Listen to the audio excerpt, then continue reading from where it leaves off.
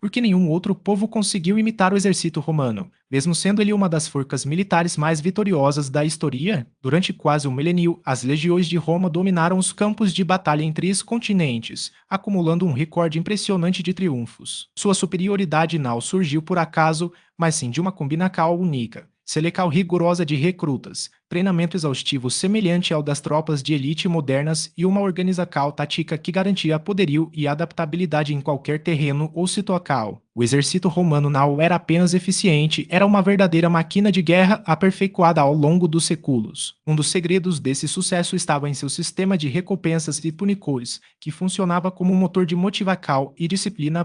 Para um jovem romano, alistar-se nas legiões representava uma das maiores aspirações, comparável hoje a conseguir um emprego em uma gigante da tecnologia ou em uma empresa inovadora. Os soldados recebiam salários regulares, bônus por conquistas, benefícios e, ao final do serviço, uma aposentadoria ou indenização. Porém, o outro lado da moeda era igualmente rigoroso. Qualquer falha grave poderia resultar em castigos severos, incluindo a pena de morte. Um sentinela que adormecesse em território inimigo, por exemplo, poderia ser espancado até a morte. Essa dualidade entre recompensa e punição mantinha a coesão e a eficiência das tropas. Mas por quê? Mesmo com tantos séculos de domínio militar, nenhum outro povo conseguiu replicar o modelo romano. Essa é uma pergunta que intriga historiadores e entusiastas da história militar. A resposta envolve uma série de fatores que vão desde a estrutura organizacional até a cultura de disciplina e inovação que Roma soube cultivar. Antes de explorarmos esses detalhes, é importante entender como funcionava o recrutamento e o treinamento de um soldado romano. Uma legião romana era composta por cerca de 5.000 homens, e os veteranos geralmente se aposentavam após 25 anos de serviço. Para manter os efetivos completos, era necessário recrutar constantemente novos soldados, substituindo os mortos, feridos, aposentados ou transferidos. O processo de seleção era extremamente exigente, começando pelo critério físico. Como os combates na época eram majoritariamente corpo a corpo, a altura mínima exigida eliminava muitos candidatos, já que a estatura média dos romanos girava em torno de 1,65 m. Além disso, apenas cidadãos romanos podiam alistar-se como legionários. Aqueles que não possuíam cidadania podiam ingressar nas tropas auxiliares e, após o serviço, conquistavam esse direito. Os comandantes preferiam recrutar homens do campo em vez dos das cidades, por dois motivos principais. Os camponeses tinham melhor condicionamento físico e estavam acostumados a condições adversas, como longas marchas, noites ao relento e trabalhos pesados, algo essencial para a vida militar. Profissões como padeiros, cacadores, açougueiros, ferreiros, sapateiros, carpinteiros e outros artesãos eram especialmente valorizadas, pois os soldados precisavam de alimentos, armas, calçados, equipamentos e ferramentas em perfeito estado. Além disso, soldados de certas províncias eram mais procurados por sua reputação de bravura e disciplina. Os cilícios, por exemplo, originários de uma região que hoje abrange partes da Sérvia, Prócia, Albânia, Bósnia e Montenegro, eram famosos por suas habilidades militares. Uma carta de recomendação de um oficial superior ou de um veterano respeitado aumentava consideravelmente as chances de um candidato ser aceito. Como o número de interessados sempre superava as vagas disponíveis, a competição era acirrada. Afinal, ser soldado significava ter um emprego estável por anos, com salário fixo, benefícios, assistência médica e, se sobrevivesse às batalhas, uma aposentadoria garantida. Após cumprir os requisitos administrativos, os recrutas passavam por um período de teste de 4 meses, durante o qual podiam desistir ou ser eliminados. Esse treinamento inicial era brutal e visava preparar o soldado para as condições reais de combate. As marchas forcadas com equipamento completo eram uma das primeiras provas. Os recrutas precisavam percorrer 35 quilômetros em 6 horas, carregando cerca de 20 quilos, em terrenos acidentados e sob qualquer condição climática. A resistência era fundamental para garantir que toda a legião se deslocasse na mesma velocidade durante uma campanha real. Os exercícios com armas aconteciam 2 vezes ao dia ao ar livre e incluíam o uso de espadas de madeira, lancas e escudos mais pesados que os reais. Os soldados praticavam combate corpo a corpo, lancamento de dardos, fundas para atirar pedras, arco e flecha, além de cavalgadas com todo o equipamento. Também aprendiam a construir acampamentos, e cada soldado carregava uma pá como parte de seu kit padrão. O equipamento de um legionário era padronizado e produzido em larga escala, seguindo projetos que otimizavam sua utilidade. As armas pessoais incluíam a gladil, uma espada curta de 60 centímetros e lâmina dupla, usada para combate próximo, e o punhal, com cerca de 20 a 28 centímetros. Entre as armas de arremesso estavam lancas, dardos pesados e flechas, estas últimas usadas pelos arqueiros. A armadura romana dava aos soldados uma vantagem decisiva sobre seus inimigos. A mais famosa era a lorica sedimentata, composta por placas de metal presas com tiras de couro, que oferecia protecal sem sacrificar a mobilidade. O escudo romano, reforcado com metal no centro, era pesado e servia tanto para a defesa quanto para empurrar o adversário. A cabeça era protegida por um capacete de metal. A vestimenta padrão consistia em uma túnica usada sob a armadura e calças curtas, geralmente feitas de lã. O calcado era a caliga, uma sandália resistente com solado reforcado. Cada soldado carregava ainda um odre para água, suficiente para um dia de marcha, e uma tigela para beber. Ferramentas como pau ou picareta também faziam parte do equipamento, usadas para construir acampamentos, cavar trincheiras e outras tarefas.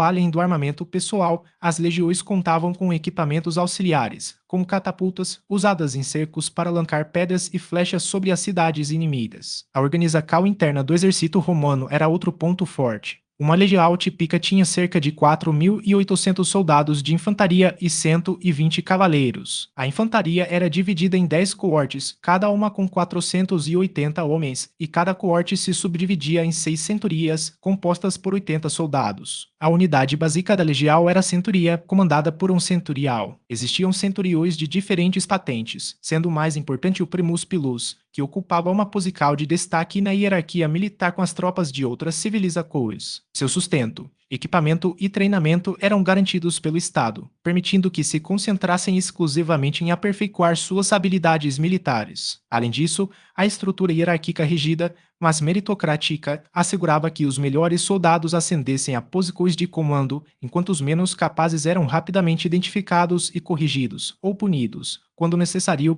Outro fator decisivo foi a capacidade romana de adaptar-se. Os legionários não seguiam um manual inflexível de táticas, ao contrário, aprendiam com as derrotas e incorporavam as melhores estratégias de seus inimigos. Se um povo adversário utilizava armas ou fármacos superiores, os romanos as estudavam e as integravam ao seu próprio arsenal. A famosa testudo, por exemplo, foi inspirada em táticas gregas, enquanto a cavalaria pesada dos partos influenciou a criação de unidades de catafractari. Essa flexibilidade permitia que o exército romano enfrentasse desde as tribos germânicas, com suas táticas de guerrilha, até os exércitos organizados dos persas, com suas unidades de elefantes e arqueiros montados. A logística também desempenhava um papel fundamental. As legiões não dependiam apenas de sua força bruta, elas eram acompanhadas por um sistema de abastecimento que garantia alimentos, água, armas e até mesmo estradas pavimentadas para facilitar o deslocamento. Os acampamentos fortificados Castra, erguidos todas as noites durante as campanhas, eram verdadeiras cidades temporárias, com muralhas, fossos e uma organização interna que refletia a disciplina romana. Essa infraestrutura permitia que as tropas avançassem por territórios hostis sem perder eficiência, mesmo em condições adversas. Por fim, a coesão social e a lealdade ao Estado eram pilares que sustentavam o exército. Os soldados não lutavam apenas por glória ou saque, mas por um ideal de virtudes, uma combinação de coragem, disciplina e devoção à república e, mais tarde, ao império. A promessa de recompensas, como terras ou cidadania, reforçava esse compromisso, transformando os legionários em uma força não apenas temida, mas também respeitada. Mesmo após a profissionalização do exército sumário, quando os soldados passaram a ser recrutados entre as camadas mais pobres, a estrutura de incentivos manteve a motivação alta. Foi essa combinação de profissionalismo, adaptabilidade, logística eficiente e um sistema de valores compartilhados que fez do exército romano uma máquina de conquista sem igual. Mesmo quando enfrentava derrotas catastróficas, como em Canas ou Teutoburgo, Roma sempre encontrava uma maneira de se reerguer, aprender com os erros e voltar mais forte. Essa resiliência, aliada à sua capacidade de integrar povos conquistados ao seu sistema, oferecendo cidadania e participação nas legiões, garantiu que seu domínio se estendesse por séculos, moldando o destino de 3 continentes sem outros exércitos. Roma dispunha de uma logística militar excepcional, sustentada por suas forças auxiliares, que garantiam desde o abastecimento de armas e alimentos até serviços médicos e o transporte de equipamentos e suprimentos. O exército romano não planejava campanhas de curto prazo, mesmo sofrendo derrotas devastadoras, como em Canas, onde o genio militar de Aníbal o cercou em uma manobra de pinca, infligindo-lhe uma derrota humilhante, ou em Teutoburgo, onde Publio Quintiliu Varro perdeu 3 legiões nas mãos das tribos germânicas lideradas por Arminio, os romanos sempre retornavam. Quando obtinham uma vitória tática, não se contentavam com um simples triunfo. Perseguiam o inimigo até esmagá-lo, impedindo qualquer possibilidade de recuperar Cal, mesmo após a rendical de adversários, como os exércitos do rei Perseu da Macedônia ou as cidades-estado gregas durante o final da República.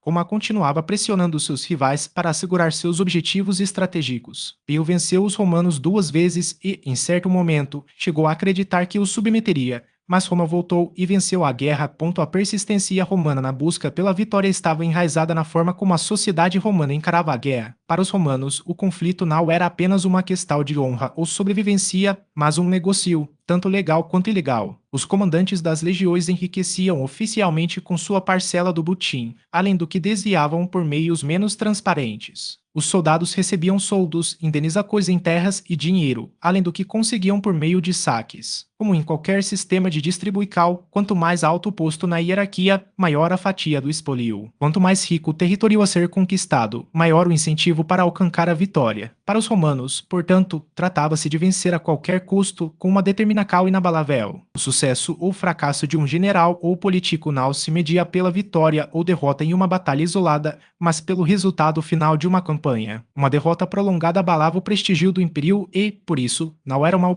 ponto, mas porque nenhum de seus adversários conseguiu replicar o modelo romano. Em primeiro lugar, porque copiar o exército de Roma exigia um poder centralizado e uma economia robusta. Reunir, treinar e equipar uma força profissional demandava recursos financeiros e uma coordenação administrativa que nenhum de seus inimigos possuía em escala comparável. Roma concebeu seu exército como uma instituição permanente, enquanto seus adversários recrutavam guerreiros de forma improvisada apenas quando a necessidade surgia. Líderes como o Vercingetorix, o Gaules, o Arminio, o Germânico eram estrategistas brilhantes, mas comandavam confederações de tribos com profundas rivalidades internas. Esses grupos se uniam temporariamente para enfrentar Roma, mas, uma vez iniciado o combate, cada chefe tribal seguia suas próprias prioridades. Com interesses tal fragmentados, era impossível reproduzir a coesão do exército romano, que operava sob uma cadeia de comando unificada, garantindo disciplina e organização.